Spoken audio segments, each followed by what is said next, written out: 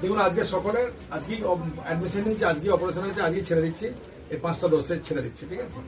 তো তোমার गिफ्ट এটা तो हमारे काছে हमारे पेपर है, वो पेपर में देखना पड़ेगा क्या क्या है, हो सकता है बाई चांस।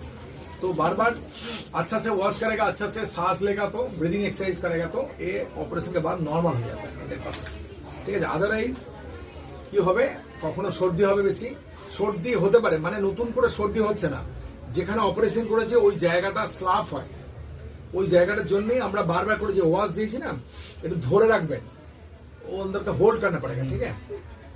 होल्ड करेगा तो अंदर तक जाएगा, क्लीन हो जाएगा। वो क्लीन होने के लिए 21 to 30 डेज लगता है समटाइम्स। वो तखन पर्यंत थोड़ा थोड़ा सर्दी रहेगा, कोई टेंशन नहीं, नॉर्मल, ठीक है। आज कल व 10 दिन थोड़ा थोड़ा खराटा आ गया, पर वो खराटा पहले माफी नहीं है, वो थोड़ा सर्दी होने के बाद जो खराटा होता है ना, उसमें भी होता है, ठीक है। ये भी ठीक हो जाएगा, तुम्हारा गिफ्ट, ठीक है, गुड। अच्छा, जे लोग का टॉन्सिल किया, थोड़ा साउंड थोड़ा चेंज लगेगा, बट कुछ दिन के अंदर ठीक हो जाएगा पूरा। थोड़ा थोड़ा वो बाई चांस यदि कोनो समय एक थोड़ा थोड़ा ब्लीडिंग होता है, कोई टेंशन नहीं, सिंपल मेडिसिन लिखा है।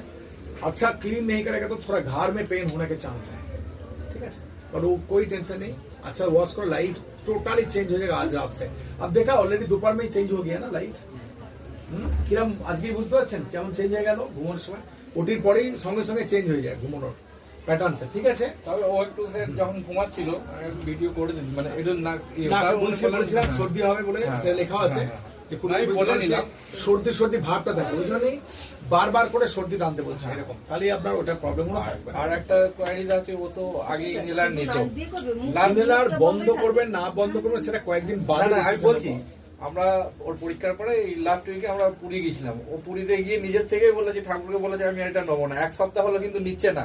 আমরা পুরীতে গেছে এখন অব্দি ঠান্ডাও নেই, সর্দি কাশিও নেই। বিলিভ করি না যে ইনহেলার লাগে, আমি বিলিভ করি ওখান থেকে কাজ ছিল বলে এই করছিল। যদি না কনফার্ম স্পাইরোমেট্রি, যদি না লাং ফাংশন টেস্টে অ্যাজমা থাকে না থাকে, তাহলে কোনো রোল নেই ইনহেলার দেওয়া।